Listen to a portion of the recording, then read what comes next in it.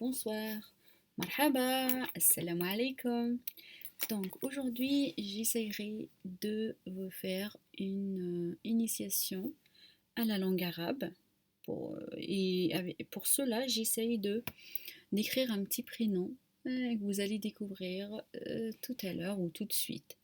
Alors, pour commencer, la langue arabe s'écrit de droite à gauche, comme vous savez, donc on va écrire comme ça, ou comme ça, l'essentiel de droite à gauche.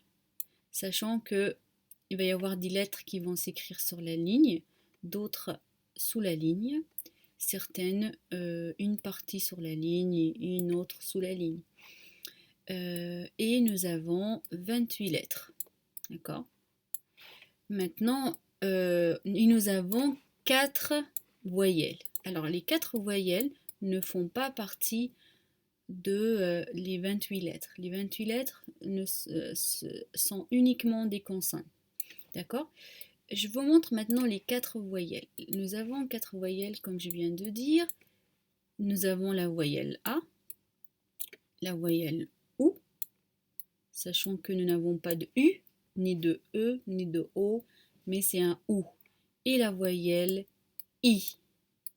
Et nous avons une quatrième qui n'existe pas en français, qu'on peut appeler la voyelle muette.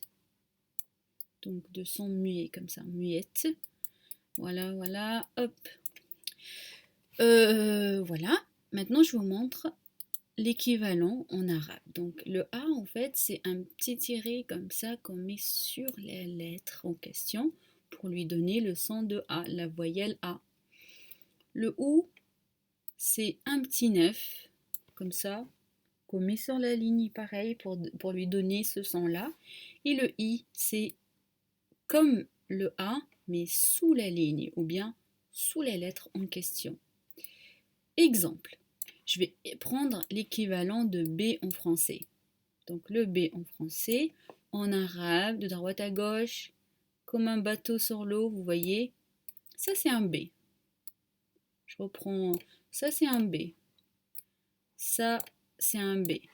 D'accord? Vous pouvez l'écrire grand, petit, moyen, mais l'essentiel de garder cette forme-là.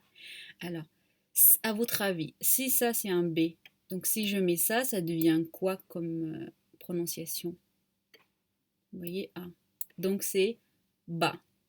Je prends la voyelle O, je la mets là. Donc le B devient bou, grâce à cette petit neuf là. Ensuite, si on a envie de faire un bi,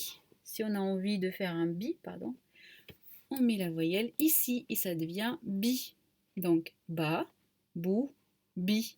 Et bien sûr, il y a la voyelle muette, vu qu'elle n'existe pas en français. Donc, mais après, c'est facile à comprendre. D'accord? Donc, c'est ça. Maintenant, si j'essaye d'appliquer ça tout de suite, ici par exemple, j'applique ça.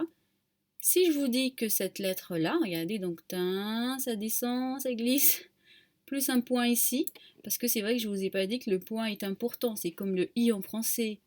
Bon, en capital letter, on peut l'enlever, mais mais en arabe, on ne peut pas les enlever. C'est très important le point qu'on a ici.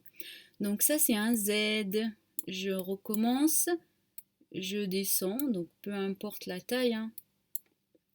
Ça, c'est un Z. Est-ce que vous pouvez deviner ça? Ça, c'est ZA. Ensuite, ZO. Et le I, il sera là, donc c'est ZI. J'essaye à travers ça d'écrire le prénom, le surnom de Zaza. Donc Zaza, il va s'écrire comme ça. 2 fois ZZ plus A. AA, Zaza. Si j'ai envie d'écrire le surnom de Ezra, par exemple Zazou, ça va être Za. Donc 2 fois en fait le Z, hein, mais les voyelles, ça sera Za, Zo. Voilà, donc après, il faut juste apprendre les 28 lettres et appliquer cela. Et c'est normalement, c'est vraiment simple une fois que nous avons compris ça, c'est facile à écrire en arabe et à lire, même si on ne comprend pas tout ce qu'on lit. Voilà, voilà. À bientôt. Au revoir.